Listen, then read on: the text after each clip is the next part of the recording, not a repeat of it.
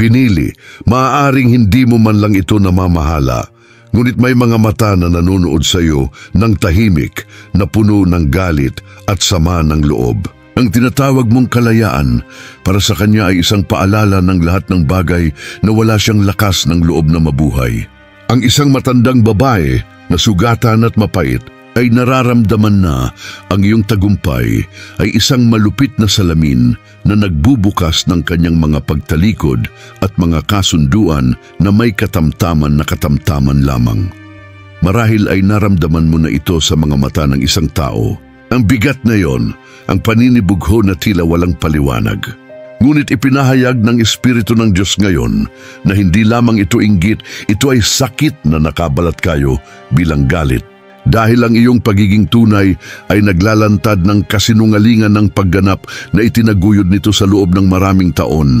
At ang bawat hakbang mo patungo sa kalayaan ay isang pangungusap laban sa mga hindi nakikitang tanikala na nagbubuklod dito. At dito nagsisimula ang paggising.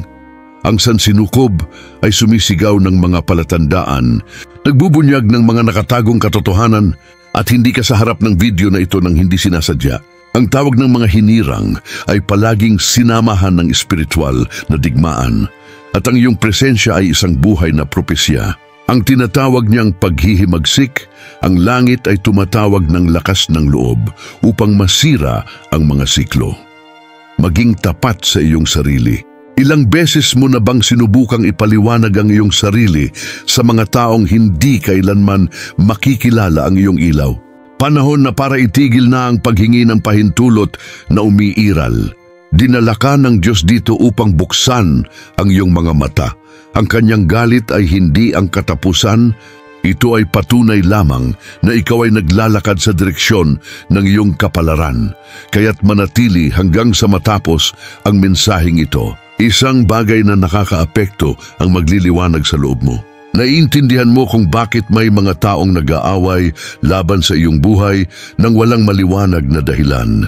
At matutuklasan mo ang susi na inilabas na ng langit upang walang sinuman at walang sinuman ang makaparalisa sa iyo. Mag-subscribe ngayon sa channel, i-activate ang kampanilya at iwanan ang salitang Eskolida sa mga komento. Ang simpleng gawaing ito ay magmamarka sa iyong buhay bilang isang espiritual na tatak na nagpapatunay na narinig mo ang tawag at nagpasyang lumakad sa liwanag. Mayroong isang di nakikitang digmaan na hindi mo hiniling na labanan. Ngunit nagsimula iyon sa sandaling nagpasya kang maging malaya. Ang matandang babae na minarkahan ng mga pagpipilian na hindi ginawa ay nanunood sa iyo ng tahimik. Ang nararanasan mo ngayon, ang iyong pagpapagaling, ang iyong tapang, ang iyong pagiging tunay ay nagpupukaw sa kanya ng isang galit na walang pangalan. Para bang ang bawat tagumpay mo ay isang buhay na alaala nang hindi niya nangahas na lupigin. Ang ganitong uri ng galit ay hindi ipinanganak mula sa wala.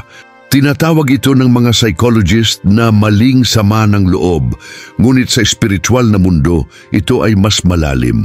Ito ay hindi nalutas na sakit na nagiging lason. Hindi lamang siya galit sa iyo, galit siya sa kanyang sarili. Ang katotohanan na tumayo ka at piniling huwag ulitin ang parehong kwento, ang parehong bilangguan, ay nagiging sanhi ng pag-aalsa ng mga anino nito at nararamdaman mo ito. Marahil sa mga crossed na hitsura, sa mga nakabalat kayo na komento, sa mga katahimikan na sumigaw. Hindi lamang ito isang alagang hayop, ito ay isang tahimik na digmaan dahil ang iyong kalayaan ay tumutuligsa sa kanyang panloob na pagkaalipin.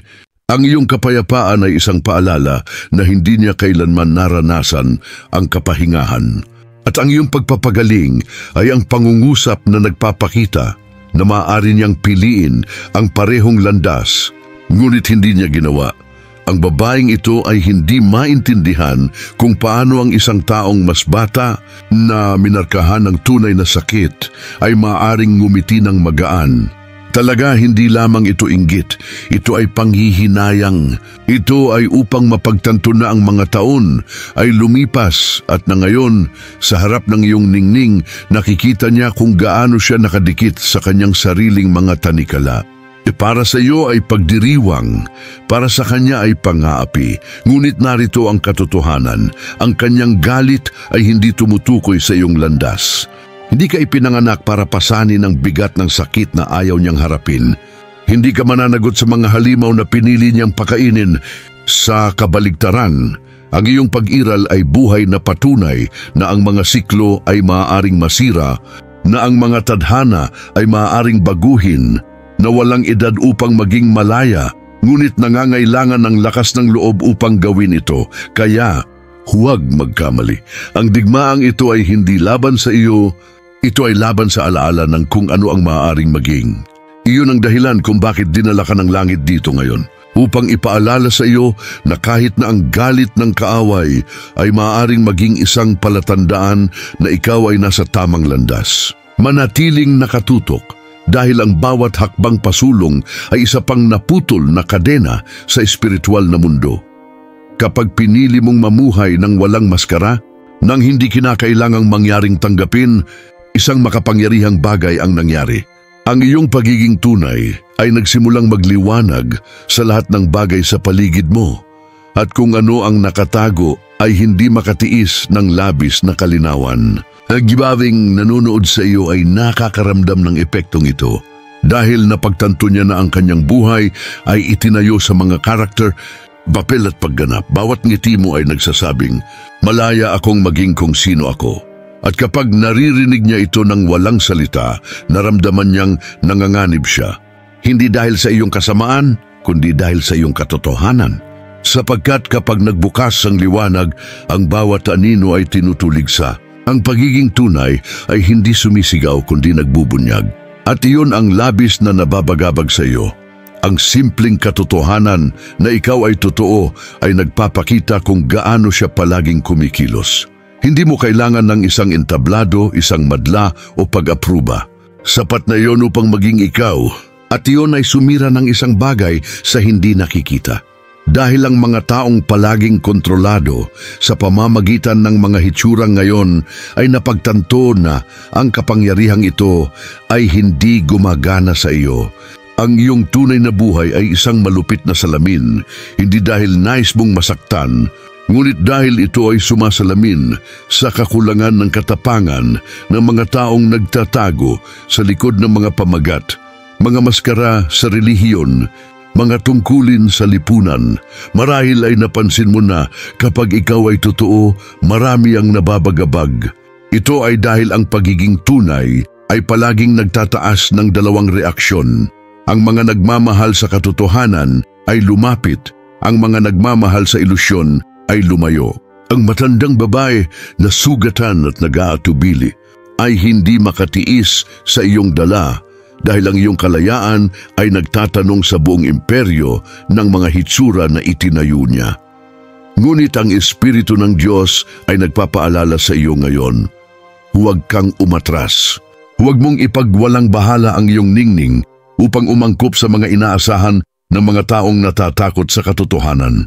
Ang iyong pagiging tunay ay hindi paghihimagsik, ito ay propesya. Nagpasya ang langit na sa buong buhay mo. Ang mga maskara ay babagsak at ang mga kasunduan ng katahimikan ay masisira.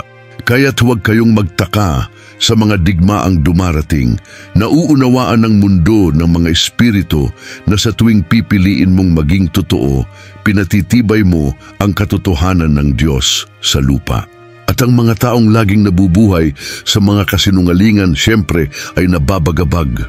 Ngunit tandaan, hindi ka narito upang hawakan ng mga yugto, ngunit upang sirain ng mga ito. At ang iyong buhay, nang walang maskara, ay palaging magiging isang buhay na patotoo na ang katotohanan ay nagpapalaya sa iyo.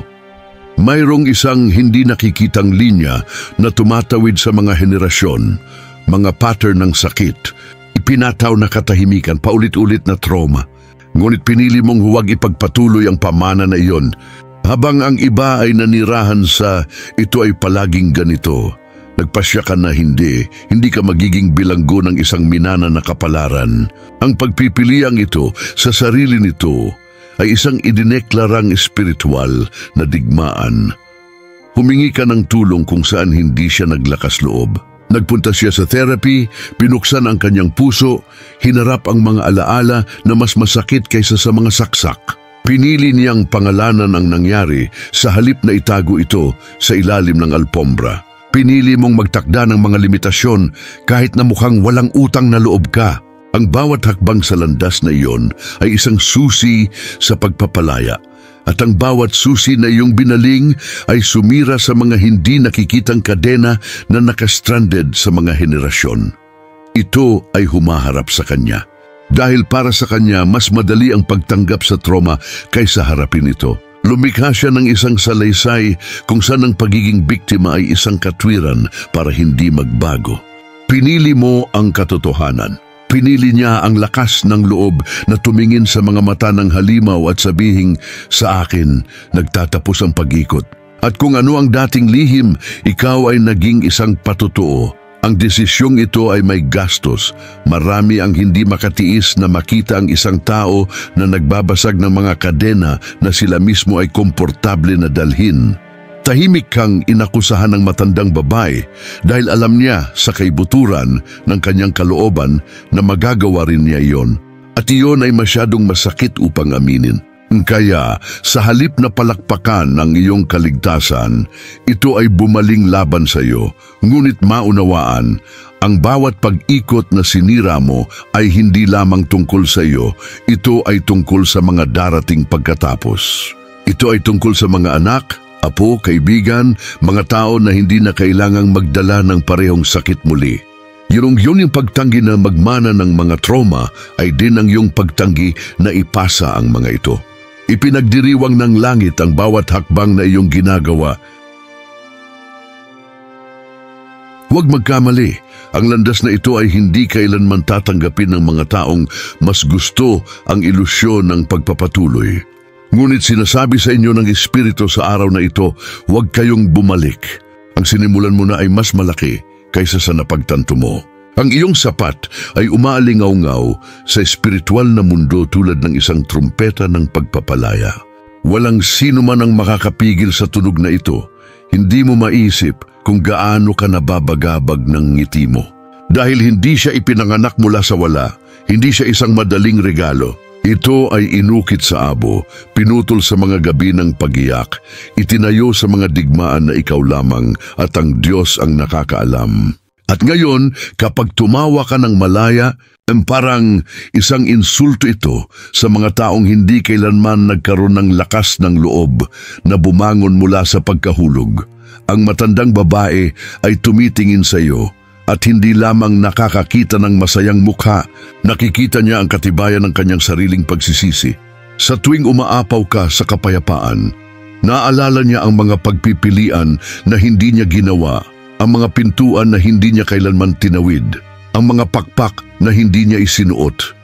Ang iyong kagalakan ay tulad ng isang malupit na salamin na sumasalamin sa kung ano ang tinalikuran niya nang magpasiya siyang mamuhay na nakulong sa mga hindi nakikitang kadena, kundi ininga kalipay diri mababaw.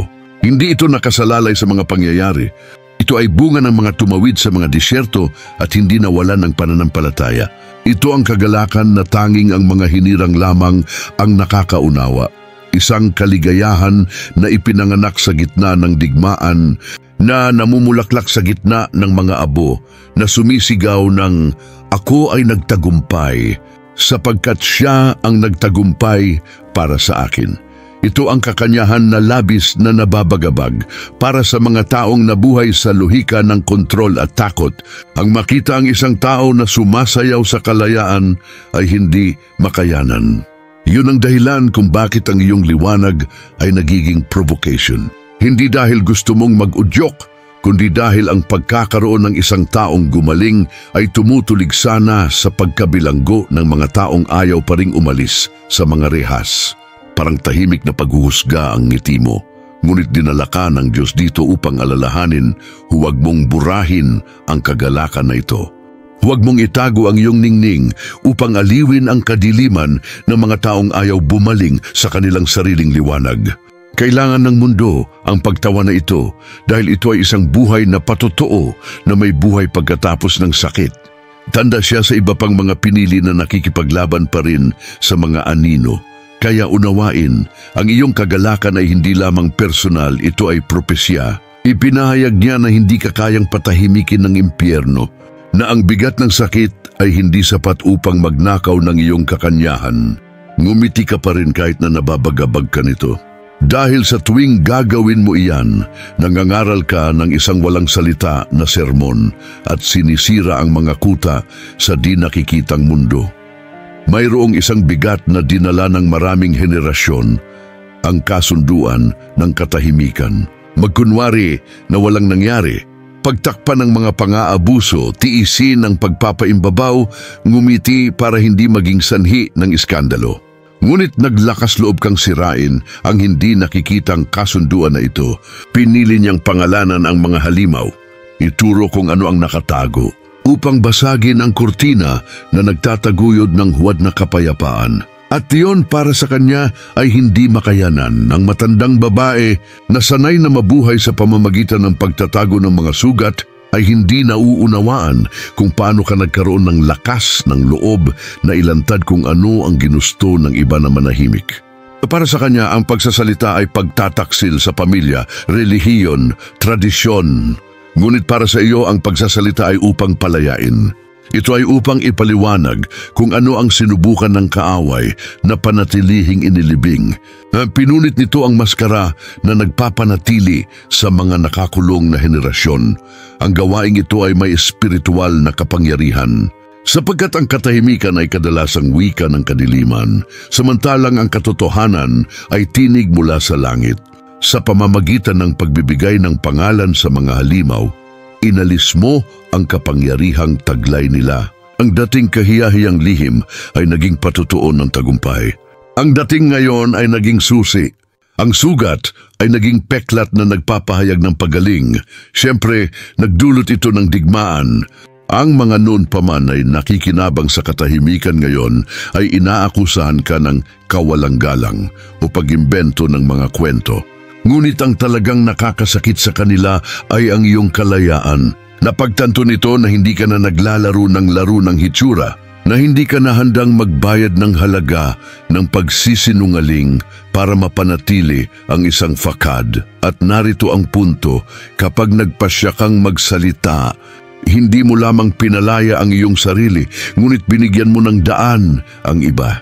Dahil marami sa mga dati ay tahimik, ngayon ay nakakahanap ng tinig sa pagtingin sa iyo. Napagtanto nila na maaari rin silang bumangon.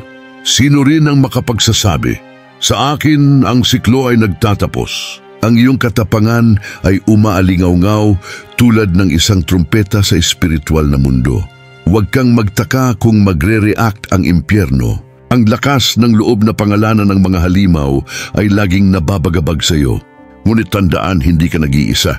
Sumama sa iyo ang kalangitan, at ang bawat salita ng katotohanan na lumalabas sa iyong bibig ay isang espiritual na tabak na pinuputol ang mga lumang kasunduan at nagbubukas ng mga portal ng pagpapagaling para sa mga darating pagkatapos.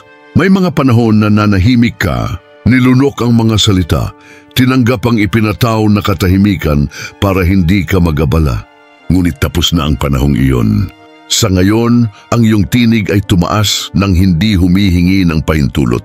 Naunawaan mo na ang kaloob ng pagsasalita ay hindi isang pabor na ipinagkaloob. Ito ay isang karapatang ibinigay ng Diyos. At sinisira nito ang buong dinamika ng kontrol na palagi nilang sinusubukang gawin sa iyo. Hindi kayang tiisin ng matandang babae ang pagbabagong ito. Dahil bago siya nagkaroon ng kalamangan, nakasalalay ka sa kanyang pagpapatunay, sa kanyang hitsura, sa kanyang pahintulot. Hindi na. Sa pamamagitan ng pagkuha ng iyong salaysay, kinuha mo mula sa kanyang mga kamay ang susi na hindi kailanman sa kanya. Nagpasya siyang magsulat ng kanyang sariling kwento, at ito ay yumanig sa hindi nakikitang hierarchy na nagpapanatili sa relasyon. At alam mo kung ano ang mas makapangyarihan. Ang iyong tinig ay hindi mapanglaw ngunit matatag. Hindi na kailangan pang sumigaw para marinig dahil may autoridad ito. Ang pagkakaiba ay ngayon ay nagsasalita ka mula sa isang lugar ng pagpapagaling, hindi kakulangan. Dati humingi siya ng pagsang-ayon. Sa ngayon nagpahayag siya ng pananalig. Ito ang tunay na espiritual na revolusyon. Kapag ang tinig ay ipinanganak mula sa panloob na katotohanan, ang posisyon na ito ay nagdudulot ng kakulangan sa ginhawa. Dahil sanay na ang mundo na patahimikin ang mga nangangahas na lisanin ng inaasahang papel, hindi ka na nag-aaksaya ng mga papeles na isinulat ng iba.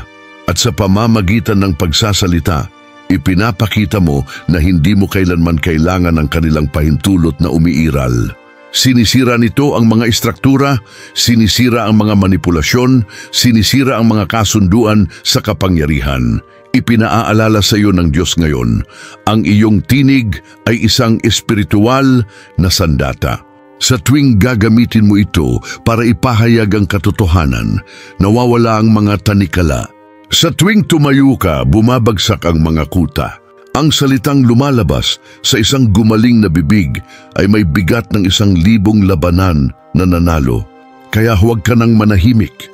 Huwag umatras. Ang langit ay humihinga sa pamamagitan ng iyong lakas ng loob na ipahayag ang iyong sarili. Kaya ipagpatuloy ang pagsasalita. Ikwento ang iyong kwento, ipahayag ang iyong tagumpay, ibahagi ang iyong paglalakbay. Dahil may mga tao na malalaman lamang na maaari rin silang magsalita kapag nakikinig sila sa iyo. Ang iyong tinig ang susi na nagbubukas ng mga pintuan sa mga bilangguan ng ibang tao. Huwag humingi ng karagdagang pahintulot. Magsalita na parang alam mo na pinahintulutan ka na ng langit. Sa loob ng mahabang panahon, naisip mo na kailangan mong paliitin ang iyong sarili upang magkasya sa kapaligiran. Natuto siyang humingi ng paumanhin sa pag-iral, humingi ng tawad sa pagiging matindi, itago ang mga nagawa upang hindi siya abalahin. Ngunit lumipas na ang panahong iyon. Ngayon nauunawaan mo, ang pagsakop sa espasyo ay hindi pagmamataas. Ito ay tama. Ito ay upang mamuhay bilang isang tao na kinikilala na hindi pa siya nakapasok sa kulungan, sa ilusyon lamang ng bilangguan. Hindi ito matiis ng matandang babae. Dahil sa buong buhay niya ay naniniwala siya na ang lakas ay magkasing kahulugan ng pagiging agresibo. Ang presensya na iyon ay tungkol sa pangingibabaw. Ngunit kapag tinitingnan ka niya, napansin niya ang isang bagay na nakakadisarma, isang matatag na katahimikan. Hindi mo kailangang sumigaw upang iginagalang, hindi mo kailangang makipagkompetensya upang makita. Ang iyong paninindigan mismo ay nagpapakita na ang kalayaan ay tahimik, ngunit makapangyarihan. Ang katatagan na ito ay humaharap sa kanyang luhika. Dahil habang gumugol siya ng enerhiya sa pagsisikap na kontrolin, manipulahin at panatilihin ang hitsura, natutunan mo na ang tunay na lakas ay hindi upang mabawasan ang iyong sarili. Ito ay upang manatiling buo, kahit na sa mga kapaligiran na nagsisikap na mabawasan ka. Ito ay upang manindigan ng hindi nawawala ang kahinaan. At ito, para sa mga taong palaging nabubuhay sa digmaan, ay hindi maunawaan. Marahil ay napansin mo na kapag naglalakad ka sa isang lugar, may nagbabago. Hindi dahil hinahangad nito ang katanyagan, kundi dahil ang iyong pagiging tunay ay nagniningning. Residual tabling sa organisa o supertegusius ay nagbabago ng tono. Yung sa kapaligiran ay nagbabago. Hindi ito aksidente, ito ay espiritual. Binibigyan ka ng langit ng maamo, ngunit hindi masisira na autoridad. At ang mga taong nakulong sa luhika ng kulungan ay hindi makatiis sa kalayaang ito. Huwag sisihin ang iyong sarili para dito. Hindi ka tinawag na mamuhay ng nabawasan. Ang bawat puwang na sinasakop nito bilang isang propetikong tugon. Ako ay buhay, ako ay buo, ako ay pinili.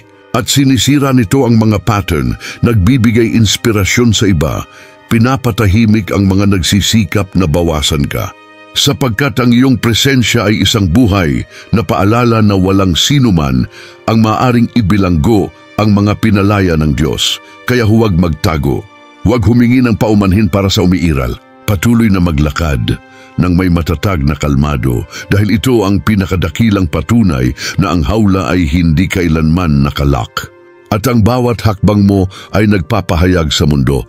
Ang kalayaan ay posible, ang katotohanan ay naa-access at ako ay isang saksi dito. May matinding pagkakaiba sa pagitan ng mga taong namumuhay sa relihiyosong anyo at ng mga taong may tunay na malapit na relasyon sa Diyos.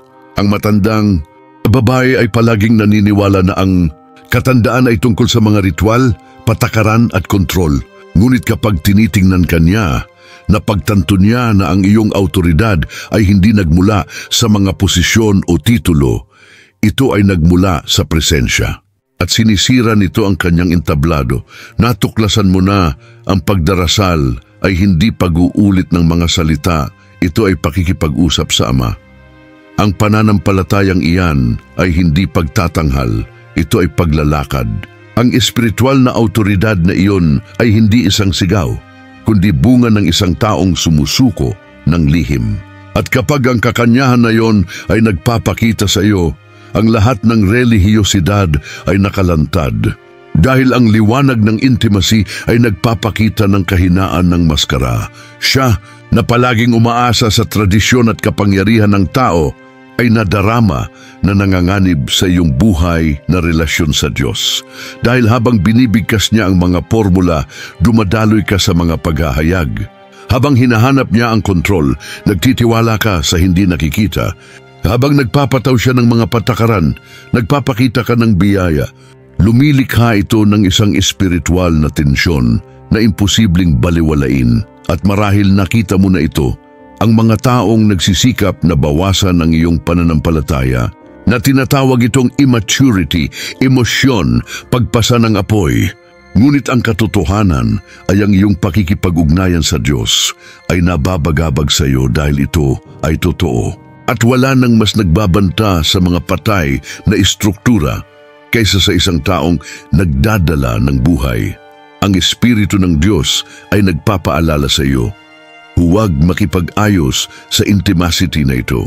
Huwag mong hayaang magnakaw ng apoy na inisindi ng langit sa iyo dahil ang iyong autoridad ay hindi mahina. Hindi ito nakasalalay sa pagsang-ayon ng tao. Ito ay nagmumula sa presensya, pagsunod at lakas ng loob na manatiling tapat kahit na wala itong katuturan. Ito ang autoridad na nagbabago sa kapaligiran. Pinapatahimik nito ang mga akusasyon. Binubuksan nito ang mga pintuan at isinasara ang mga kailaliman. At iyon ang dahilan kung bakit ito ay nakakaabala ng husto. Dahil ang buhay mo ay patunay na hindi kailanman nais ng Diyos ang mga dula-dulaan. Lagi niyang nais ang isang puso. At iyon mismo ang dala mo. May isang bagay sa loob mo na hindi maipaliwanag ng lohikal. Ang mga tao ay lumapit ng hindi nauunawaan kung bakit.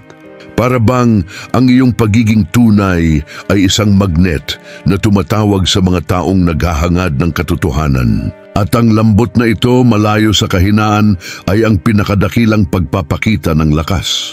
Dahil napatunayan mo na ang sakit ay hindi kailangang magpatigas sa iyo, maaari ka nitong pinuhin. Ang matandang babae na sugatan at nagagalit ay hindi nauunawaan ng magnetismo na ito. Para sa kanya ang pagkakaroon ng paggalang ay palaging sa pamamagitan ng kalupitan, takot, pagkontrol. Ngunit kapag tinitingnan kanya, natuklasan niya na may ibang paraan ng pamumuhay, katatagan sa lambing, hangganan sa kabaitan, autoridad sa pag-ibig. Sinisira nito ang lahat ng pinaniniwalaan niya. Simple lang ang sikreto mo. Huwag hayaang diktahan ng kapaitan ang iyong pag-uugali. Umiyak ka, nagdusa, pinagtaksilan, ngunit pinili mong huwag maging katulad ng taong nanakit sa iyo. At ang pagpipiliang ito ay nagbigay ng kapanganakan sa iyo na nag-aaliw at naghahamon ng sabay-sabay. Dahil ang mga lumalapit ay nakadarama ng kapayapaan, ngunit nahaharap din sila sa pagbabago. Ito ay espiritual. Ang magnetismo na dinadala mo ay hindi nagmumula sa pagsisikap ng tao, kundi sa pagpapahid ng isang taong pinahintulutan ng Diyos na gawing bulaklak ang mga sugat. Sa makatuwid, ang iyong presensya ay isang paanyaya sa pagpapagaling. At kahit na ang mga taong sumusubok na tanggihan ka, ay hindi maaaring baliwalain kung ano ang dinadala mo. Ang matibay na lambot ay tahimik na pangangaral. Marami ang lumalapit sa iyo nang hindi man lang alam ang dahilan. Ang espiritu ay humihila sa pamamagitan mo at ang bawat pagkikita ay isang pagkakataon para makita ng isang tao na posible na mamuhay ng magaan ng hindi marupok, matamis ng hindi nagpapasakop sa kamalian, matatag ng hindi mahirap. Ikaw ay buhay na patunay na ang espiritual na katanda ay hindi nagnanakaw ng lambing, pinatitibay lamang nito ito, ipagpatuloy ito. Huwag kang magpadala sa panggigipit na maging mapait tulad ng taong umaatake sa iyo. Kailangan ng langit ng mga tinig na nagpapakita na ang lakas ay hindi katigasan, ito ay balanse. At ang iyong malakas na lambot ay patutuo na ang tunay na kadakilaan ay nakasalalay sa pagiging buo ng hindi tumitigil sa pagiging tao. Kapag nagpasya kang gumaling, isang bagay na mas malaki ang nangyari sa espiritual na mundo. Nagsimulang gumuho ang istruktura na nakasalalay sa iyong kalitan. Ang matandang babae ay nadama lamang na malaki dahil nanatiling nakakulong ka. Ngunit nang bumangon ka, hindi mo lamang nabawi ang iyong buhay. Pinabagsak mo ang di nakikitang trono kung saan ito nakaupo. Ang narcissism ay hindi mabubuhay kapag ang biktima ay malaya. Nagdudulot ito ng lindol. Dahil ang hierarchy na tila walang hanggan ay nakalantad na ngayon bilang ilusyon. Hindi siya reyna, hindi ka alipin. Hindi siya isang gabay, hindi ka isang anino. Ang katotohanan ay ang buong dinamika ay gumagana lamang dahil tinanggap mong bawasan ang iyong sarili. Kapag pinili mong sakupin ang espasyo na nararapat sa iyo, gumuho ang kastilyo, ngunit narito ang mas malalim na punto. Ang pagbagsak ay hindi sinadya upang mapapahiya, ito ay sinadya upang ibunyag. Sa pamamagitan ng pagtayo, pinatutunayan mo na ang kadakilaan ay wala sa kanya, ito ay nasa iyo. Ito rin ang nagbibigay daan para makita ito ng iba. Ang pagbagsak ng narcissistic throne ay hindi isang palabas ng paghihiganti, ito ay isang propesya ng pagpapalaya. Ang dating kasinungalingan ay ngayon ay nagpapahayag ng lunas, kaya patuloy na nagniningning. Igalang ang nakaraan nang hindi iniidolo ang trauma. Magpasalamat sa mga aralin, ngunit huwag mahuli sa mga tanikala. Ang bawat hakbang na ginagawa mo sa kalayaan ay isang palatandaan na ang sansinukob ay tumutugon kapag pinili ng isang tao ang katotohanan. At ang bawat tao na nakakakita sa iyo ng buo ay inaanyayahan kahit na sa katahimikan upang muling pag-isipan ang kanilang sariling mga tanikala. Ikaw ay isang beacon. Ang iyong buhay ay isang buhay na sermon. Ang iyong presensya ay tinawag sa isang komunidad na kailangang palayain ang sarili mula sa siklo ng kapaitan.